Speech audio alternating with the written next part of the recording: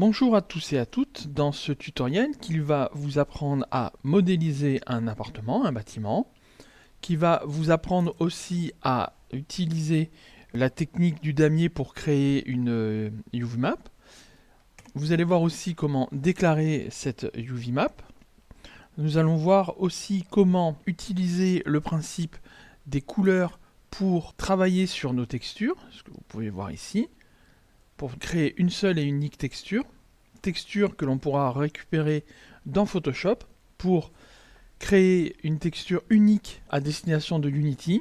Et enfin, voir comment dans Unity plaquer cette texture pour pouvoir avoir un objet 3D modélisé qui nous fera peu d'utilisation du GPU. Nous allons donc commencer par la modélisation du bâtiment. Pour modéliser l'appartement, nous allons avoir besoin, pour nous guider, de travailler à partir de plans. J'utilise en règle générale pour afficher les images un logiciel gratuit très pratique qui s'appelle PureRef qui nous permet de présenter les images, surtout quand on travaille en multi-écran. Donc là, voilà, on peut voir le plan sur lequel on va travailler. Alors on va faire un petit peu de lecture de plan. Là on est sur un plan de masse, c'est-à-dire qu'on voit le bâtiment du dessus. Et là nous avons les deux plans d'élévation avec les deux faces qui comportent des fenêtres et des portes.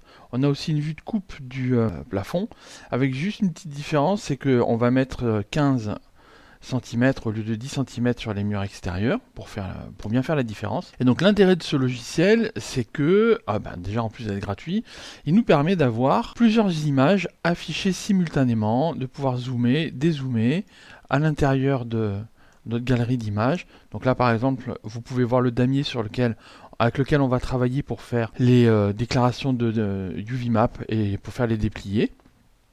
Mais on peut aussi rajouter d'autres photos de texture, etc., etc. C'est un très bon logiciel, très léger. Je vous le recommande, je mettrai le lien dans les commentaires. La partie qui m'intéresse, c'est donc ce plan. On n'a pas obligation d'avoir un plan très compliqué. Ce dont on a besoin, ce sont de nos cotes, nos mesures, pour pouvoir se repérer. Donc là, j'ai mon plan de masse. C'est à partir de ça que je vais travailler. Là, j'ai l'axe X, l'axe horizontal, et là je vais avoir l'axe Y, l'axe de la profondeur. Pour pouvoir positionner par exemple cette fenêtre qui est ici, là, et cette porte qui est ici, donc là on a la fenêtre, et là on va avoir la porte, ce que je vois, c'est que à 1 mètre du bord du mur, j'ai le départ de la fenêtre, ensuite à 1,50 m du départ du mur, on a le départ de la porte. Et en définitive, la zone qui est à l'intérieur, on ne connaît pas la longueur, mais ça n'a pas d'importance. Nous n'avons besoin que de ces informations pour pouvoir travailler. De la même façon, on peut voir que les deux fenêtres à cet endroit-là sont à 1 mètre, elles font 1 mètre, 1 mètre, et elles sont à 50 cm, puis 50 cm, la baie vitrée étant elle aussi à 50 cm, et mesure 2,50 m.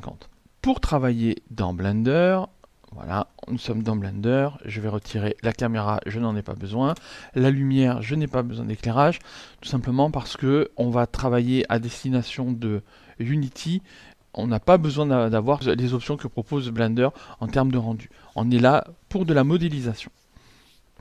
Pour pouvoir travailler aussi, si vous n'avez pas de logiciel d'affichage d'images sous la main, ou si vous voulez éviter les Alt Tab, vous pouvez en cliquant à cet endroit-là, hop, je reviens ici, voilà, je reviens ici, Outliner, les propriétés. Donc vous pouvez cliquer, rajouter une troisième vue pour avoir l'éditeur d'images. L'éditeur d'images va nous prendre un petit peu de place sur l'interface, mais ça n'a pas vraiment d'importance parce qu'on ne va pas avoir une grande collection. Et je prends le plan, je fais glisser le plan sur l'éditeur d'images, et de la même façon, j'ai une bonne visualisation de la zone sur laquelle je veux travailler. J'ai à ma disposition dès le départ un cube. Je connais ses dimensions, 2 mètres par 2 mètres par 2 mètres. Et nous avons besoin de travailler sur un bâtiment qui fera 7,50 m sur l'axe X, 5 mètres sur la profondeur et 3 mètres sur la hauteur. Il est un petit peu plus haut qu'une maison habituelle, c'est tout simplement pour bien différencier les coupes que l'on fera au niveau du bâtiment entre les fenêtres et le toit. Je vais donner les dimensions qui m'intéressent, 7,5 mètres, 5 mètres, 3 mètres. Ce qui est très important, lorsque l'on commence à modifier un objet directement en mode objet, si l'on a des modificateurs à appliquer, c'est de lui apporter CTRL A, de lui appliquer toutes les transformations. Là, vous pouvez voir que son échelle est modifiée. Il n'est plus en échelle 1 plus 1 par 1 par 1. Il est en 3,7, 2,5, 1,5. Mais nous avons besoin, notamment pour le modificateur solidifié, que toutes les proportions soient respectées à 1 par 1 par 1. On conserve les dimensions, on rétablit la taille et l'échelle. Donc là, je vais aller dans toutes les transformations. Je récupère mon échelle de 1 par 1 par 1. Ensuite, avec le plugin Dropit qui est gratuit, j'ai appliqué le raccourci V, ce qui me permet de positionner l'objet au niveau du sol. On doit être vigilant de toujours bien respecter les points d'ancrage ou les points de pivot, ça dépend si vous venez de la 3D ou du motion design sur After Effects. Mais là, comme nous n'aurons pas d'animation, ça n'a pas vraiment d'importance, c'est juste pour une bonne pratique, correctement positionner notre objet dans l'espace. Il est bien au niveau du sol. On peut donc continuer. Nous passons en mode Edit, affichage des polygones, et là, nous allons sélectionner la partie supérieure, P deux fois, pour séparer cette partie supérieure. Nous avons donc créé un nouvel objet que nous allons nous renommer toit. Alors, à noter que on peut modifier le nom de l'objet dans la hiérarchie, mais on n'est pas en train d'agir sur cet objet. Nous sommes toujours en train de travailler sur l'objet cube, que je vais renommer mur, puisque les murs seront créés à partir de cet objet. Nous sélectionnons aussi la partie inférieure, P deux fois pour séparer la sélection, ce qui va nous permettre de créer le sol. Voilà. Nous allons travailler pour l'instant essentiellement sur les murs, donc nous pouvons cacher le sol et le toit. Il ne nous reste plus que le mur. Pour pouvoir aussi ne pas faire d'erreur, je vais activer l'option sélectionnable, ce qui fait que nous pouvons empêcher la sélection de ces objets. À partir de ce moment-là, on ne peut plus les voir, on ne peut plus les sélectionner, nous avons la certitude de ne travailler que sur nos murs. Au niveau des murs, nous allons commencer à faire nos découpes. Le système de découpe, le raccourci c'est CTRL R. Si je prends par exemple mon objet, CTRL R, il va systématiquement faire la découpe, le cut, au milieu des deux côtés, dans la direction que je prends, donc là l'axe Z. Donc il y a un côté à gauche, un côté à droite, il vise le milieu et il nous fait la découpe. Ce qui est intéressant aussi, je refais CTRL R, c'est que tant que je n'ai pas relâché mon raccourci et ma souris, je peux déplacer avec le clic gauche la cut dans la zone qui m'intéresse. CTRL Z. Nous allons faire partir notre première cut à 1 mètre du côté gauche. Ensuite, cette cut-là, lorsqu'elle sera faite, nous allons faire partir une deuxième cut à 1,50 m, mais de la cut que nous aurons positionnée à 1 mètre. On ne part pas les 1,50 m à partir du bord gauche du mur. À chaque fois, on repart de la cut précédente. Je passe en mode 3, CTRL R, je me positionne sur le côté gauche du mur, G, X, 1 mètre, et on valide. De la même façon, CTRL R, je positionne la cut des 1 mètre, GX 1,5 m, et là, la découpe est faite. De la même façon, je vais procéder à une découpe à 1,50 m du bord droit et ensuite à 1 mètre de la cut que j'aurai produite. Donc, CTRL R, je me positionne bien sur le côté droit, GX maintenant en négatif, puisque je pars sur le X négatif vers la gauche, moins 1,5 m, CTRL R, je repositionne la cut au plus proche de celle que je viens de créer. Gx moins 1 mètre. Maintenant, la pose de la porte est terminée. Nous avons notre fenêtre, nous avons notre porte. Il ne nous restera plus qu'à positionner la hauteur. Maintenant, nous allons positionner les deux fenêtres plus la baie vitrée.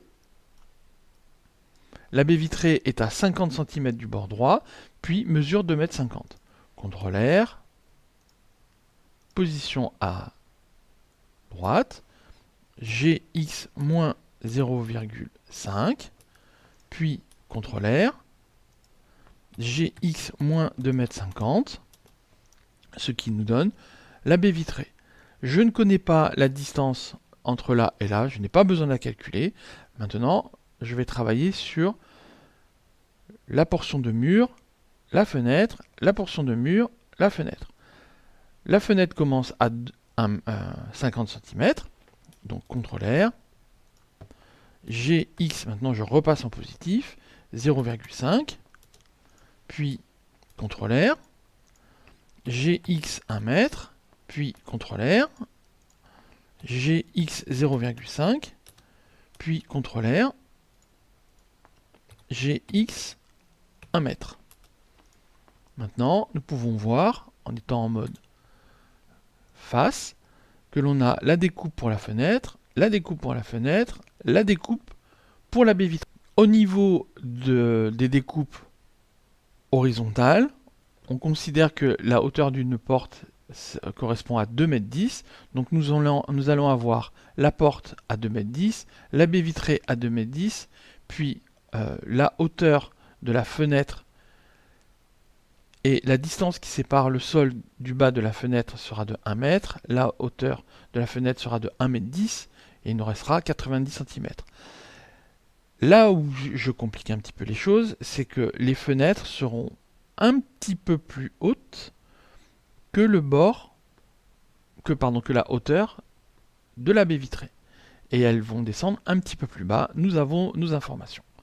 70 cm, 50 cm. Donc, nous allons commencer par cette découpe-là. CTRL R. Maintenant, sur la hauteur, sur l'axe Z, je monte bien jusqu'en haut, puis GZ 0,7. Là, ce qui se passe, c'est que en faisant 0,7, je suis passé en positif. Or, j'ai besoin de travailler en négatif. Pour corriger le tir, comme je n'ai pas validé avec la souris, il suffit de faire un clic droit, ce qui va annuler notre opération.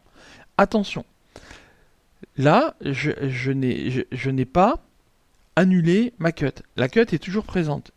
Je peux donc la redescendre. G, Z, moins 0,7. Si on n'a pas la certitude que tous les points ont été annulés ou que toutes les cuts ont été annulées, une astuce, vous mettez en mode point, donc 1, ou bien à cet endroit-là sur l'interface, A pour tout sélectionner, M pour fusionner, by distance, et là vous pouvez voir le nombre de points que vous aurez annulés. Par exemple, si je fais, et c'est un exemple, CTRL R, je me positionne à cet endroit-là, je me retrouve avec les deux cuts qui se situent au même endroit, j'ai donc des points qui ne servent à rien. Si je fais 1, puis A pour tout sélectionner, M fusionné par distance, on s'aperçoit que les 14 points que j'avais créés avec la nouvelle cut ont été annulés, puisqu'ils ont été fusionnés avec les points qui existaient déjà, à côté desquels ils ont été positionnés. Ensuite, je vais faire une découpe à 2,10 m en partant du bas, pour m'éviter des calculs. CTRL R, sur l'axe Z, puis G, Z, 2,1 m, ce qui me donne la hauteur des portes, la hauteur de la baie vitrée et la hauteur de la fenêtre. Ensuite, ma fenêtre est à 1 m, donc une cut horizontale à 1 m, CTRL R, G, Z, 1 m, ce qui nous donne la fenêtre, puis GZ à 0,5 pour avoir le bas des deux fenêtres de l'autre côté. Donc, CTRL R, horizontal, je descends, GZ 0,5. Voilà. L'intérêt de modéliser de cette façon, c'est que, je le rappelle, cela nous permet de ne pas avoir de n-gon et de ne travailler que sur des quadrangles, ce qui nous évitera d'avoir des problèmes d'affichage lorsque l'on fera les cuissons, le baking des ombres et des lumières sur Unity. Il me reste maintenant à retirer les parties qui ne m'intéressent pas, en faisant très attention. Par exemple, en mode face, si je supprime cette partie-là, ce sera trop haut. Là, par exemple, la partie de la baie vitrée. Il faut sélectionner cette partie-là et cette partie-là. Voilà. Là, je vais pouvoir supprimer les faces. Il y a une différence entre supprimer des faces et supprimer des... il y a une différence entre supprimer des faces et fusionner les faces. Ça, je vous remontrerai tout à l'heure. Ensuite, je vais prendre cette partie-là. J'appuie sur CTRL pour avoir le chemin le plus court. Suppression. À nouveau, CTRL pour avoir le chemin le plus court. Puis, la porte. Puis, la fenêtre. Voilà. On se retrouve donc avec notre structure qui est prête à être travaillée. Il n'y a pas de n-gon et normalement, si tout s'est bien passé, il n'y a pas de points excédentaires. On va quand même vérifier. Ce sont des petites manips à faire régulièrement lorsqu'on modélise. Donc je recommence. 1, A, M, by distance, 0 vertice de retirer, tout va bien. Une autre bonne pratique, c'est régulièrement faire le raccourci Shift N, ce qui va nous permettre de recalculer les normales vers l'extérieur. Les normales, cela correspond à des lignes perpendiculaires tracées à partir du centre de chacun des polygones qui indiquent l'orientation vers laquelle est tourné le polygone, soit vers l'intérieur de l'objet, soit vers l'extérieur de l'objet. Il y a plusieurs façons de pouvoir les afficher. Par exemple, vous pouvez demander dans les options d'affichage à les voir affichés. Donc là, vous avez plusieurs possibilités. Personnellement, je préfère l'affichage à partir des polygones. Et donc là, nous pouvons voir les petits traits, les petites droites qui partent de chaque polygone. Alors attention, si vos ordinateurs sont peu puissants et ou si vous travaillez avec des objets qui contiennent des milliers, voire des millions de polygones, le fait de demander l'affichage des normales risque de saturer vos capacités d'affichage. Une autre façon de voir le travail, c'est de passer toujours en affichage et de demander à travailler en mode orientation de face.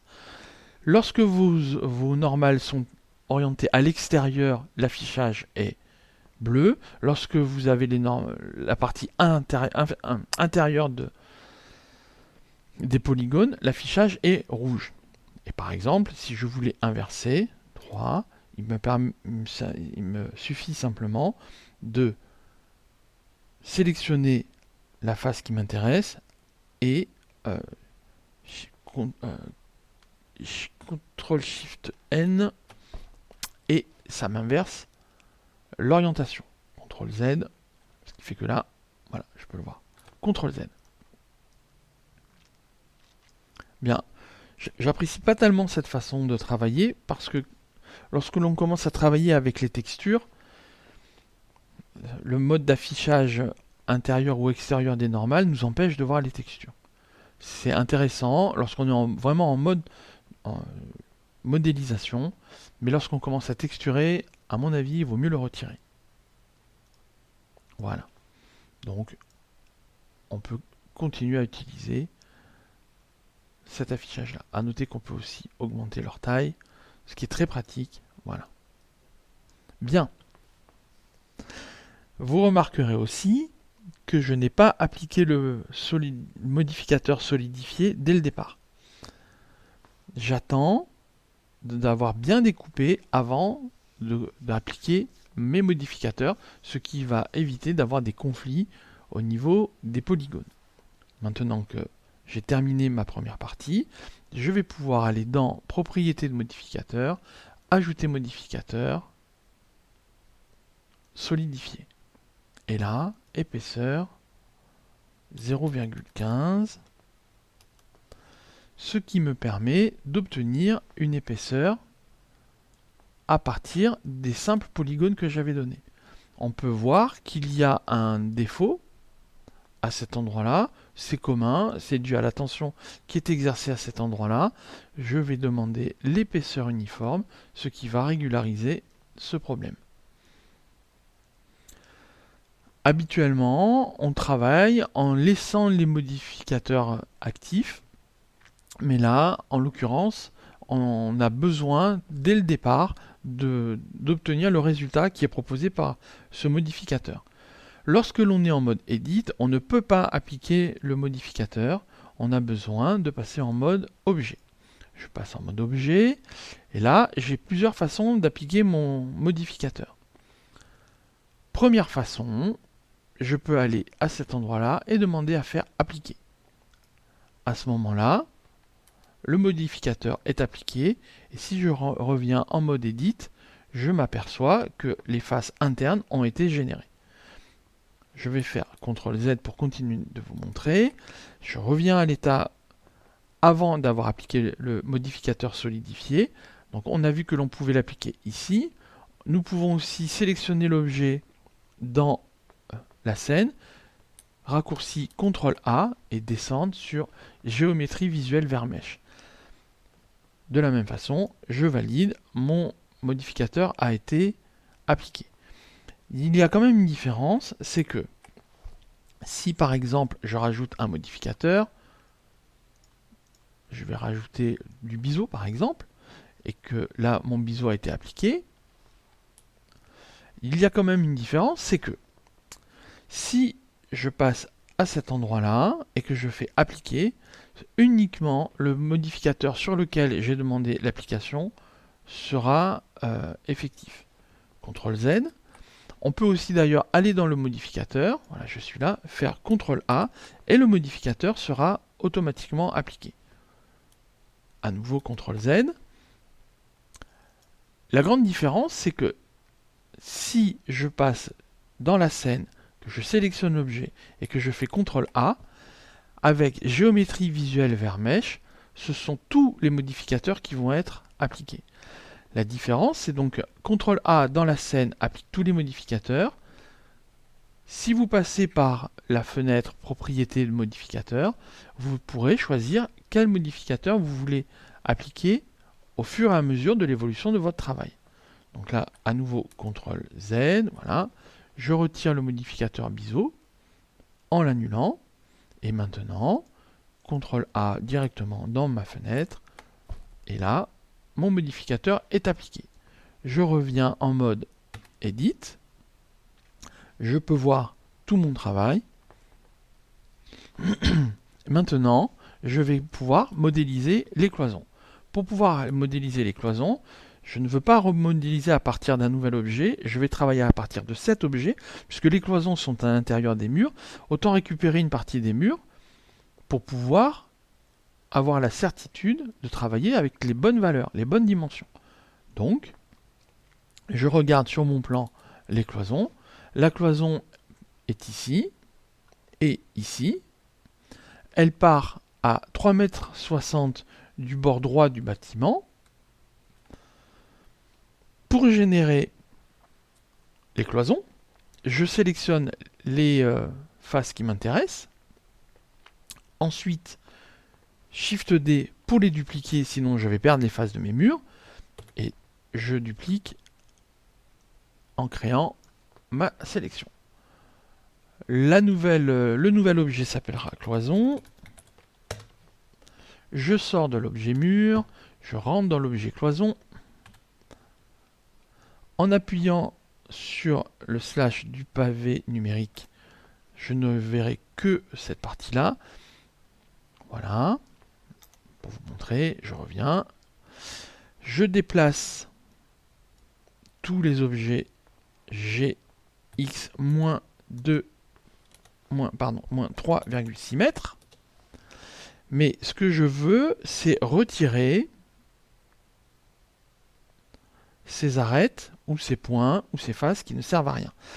Moins on a de polygones sur un objet, au plus on va faire d'économies sur Unity.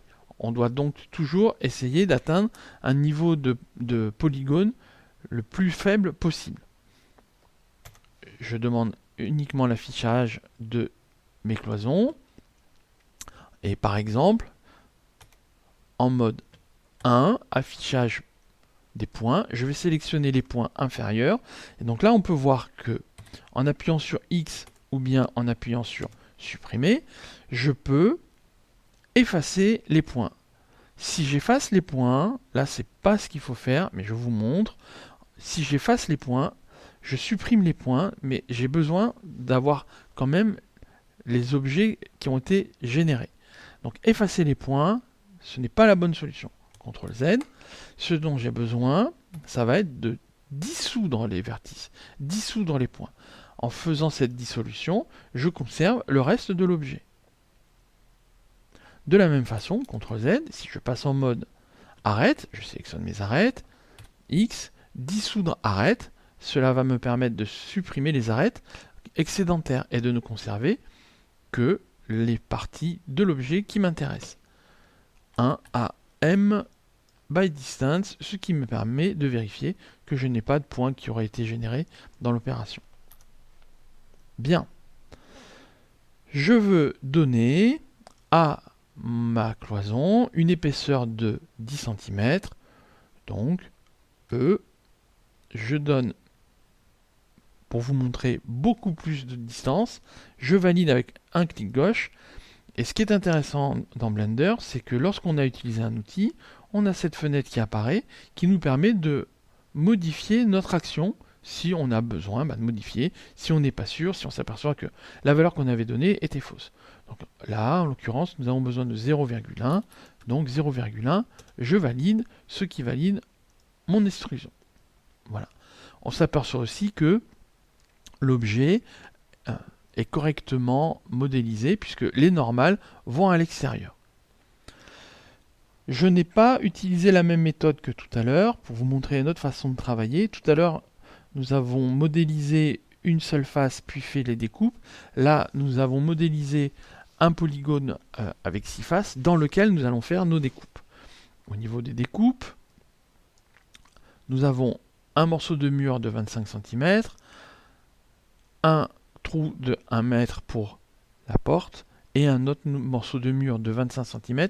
Mais ce qu'il va nous falloir aussi anticiper, ce sont les 10 cm de la cloison qui va partir dans cette direction. Voilà. C'est-à-dire qu'on va couper ici, on va couper ici, on va couper ici 25 cm, mais nous avons besoin de ces 10 petits centimètres là qui sont ici. Donc, par exemple, j'appuie sur 7 pour pouvoir me positionner. CTRL R. Voilà. Je remonte ici. G. Maintenant sur l'axe X. X moins 0,25. Puis CTRL R. G. Y moins 1 mètre. Je valide.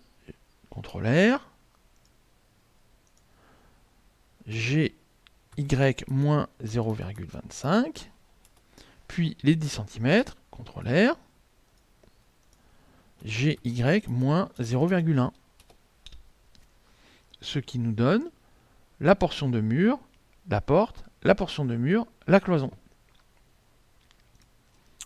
Ensuite, je sélectionne en mode face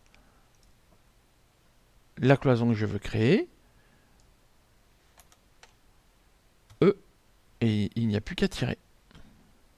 Alors là, il faut être très vigilant parce que comme nous allons travailler à destination de Unity, ça veut dire que le tiling, le positionnement des textures, va se faire à partir de l'extrémité du mur que l'on est en train de créer.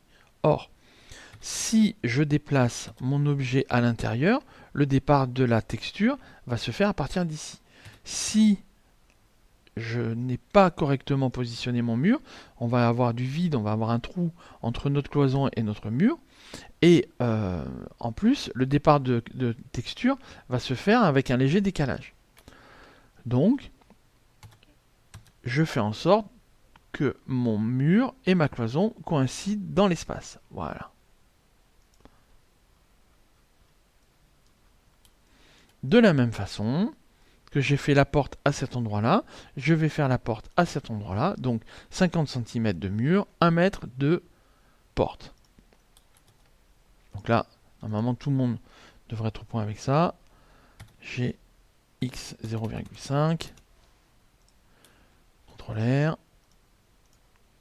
J'ai x 1 mètre.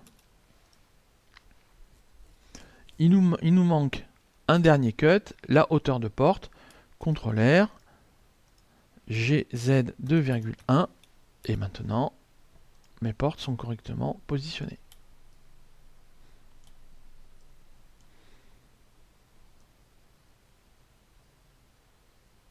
Bien. Ce dont nous avons besoin maintenant, c'est de faire apparaître une porte. Pour cela, il nous faut supprimer les faces qui ne nous servent plus. Nous passons en mode face, 3. Là, je dissous les faces. Surtout ne pas oublier la face du bas. Pareil, supprimer, supprimer. La même chose ici, supprimer, supprimer, supprimer. Alors, lorsque l'on fait ça, ce qui se passe, c'est que on va créer un vide à l'intérieur de notre structure. Voilà. Là, on peut voir que tout est vide. Pour corriger ce problème, je vais vous montrer une façon simple. Vous passez en mode arrête. Vous sélectionnez les deux arêtes pour remplir. Ça, c'est au cas où vous manquerez des arêtes, si vous avez une incertitude. Vous prenez vraiment les deux arêtes. Sachant que là, par exemple, on peut le faire verticalement. Je vais vous le montrer tout à l'heure. Mais pour l'instant, on prend une façon safe de travailler. Ensuite, F, ce qui me fait le remplissage de ma zone. Pareil, à partir du moment où Blender a repéré les deux arêtes, il saura le remplir automatiquement. De la même façon, je vais venir ici, F, et le remplissage va se faire. Blender est particulièrement bien conçu parce que, vous pouvez voir, ici, je prends juste la première. On va le voir travailler, voilà. F, F et F, il va automatiquement faire le remplissage. C'est une des grandes qualités de Blender, il est vraiment très ergonomique à ce niveau-là et très efficace. Je vérifie une nouvelle fois, 1, A, M, by distance, 0 vertice, le travail est correctement fait. Maintenant, nous allons avoir besoin de préparer notre déclaration de UVMap pour positionner correctement nos textures sur l'objet et dans Unity. Pour aller vite et pour être simple, une UVMap c'est un déplié. D'abord c'est une structure qui permet de positionner correctement les textures sur les objets que l'on modélise. Mais il faut savoir que Unity en a absolument besoin. Et c'est de ce positionnement de UVMap que va dépendre le positionnement des textures dans Unity. Non seulement leur positionnement, mais aussi leur dimension.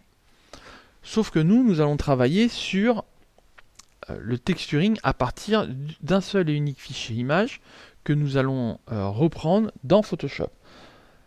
Donc, je vais récupérer ma cloison et mon mur, et CTRL-J, je fusionne mes deux objets. Le tout en mode objet.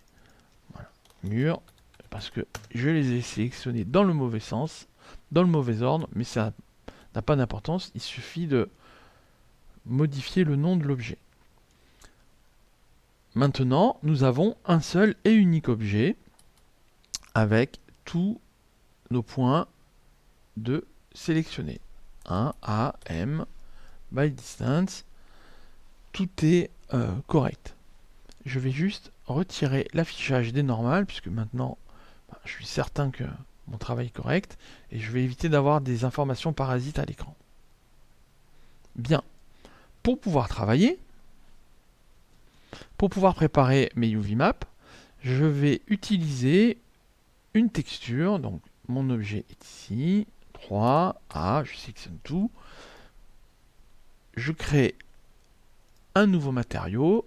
Alors, ce matériau, je vais le réutiliser plus tard. Donc, il va me servir pour faire les murs extérieurs. Donc, je vais l'appeler mur extérieur. L'idée étant que je vais être très précis sur les murs à l'intérieur et les cloisons, mais comme le mur extérieur c'est une seule et unique texture, je le réutiliserai plus tard. Pour pouvoir travailler maintenant, je rentre en mode shading, mon mur extérieur est ici, je récupère mon image de damier que je vous ai montré. C'est toujours bien d'avoir plusieurs textures sur lesquelles travailler. Donc voilà, image de damier que je relie en couleur de base. Pour pouvoir voir l'affichage de ma texture, je passe en mode ombrage de vue qui va me permettre de voir mes textures. Vous avez le mode filaire, le mode solide, texture et rendu. Voilà. Donc là, nous allons travailler en mode texture. J'ai besoin aussi d'une autre information. C'est la carte UV. Shift A, Search, carte UV. Voilà. Et donc en cliquant ici, ce qui se passe, c'est que Blender, par défaut, va nous générer une carte UV. Pour les objets que nous modélisons, nous pouvons voir ces cartes à cet endroit-là, carte UV, dans l'onglet propriétés d'objets, de données d'objets. Voilà, c'est la fin de cette partie de la modélisation. Nous avons donc modélisé notre appartement avec la partie la plus importante, c'est-à-dire les murs. Nous ferons le sol et le toit à la fin, rapidement. Et nous avons commencé à préparer la texture pour pouvoir travailler sur notre UV map. À bientôt!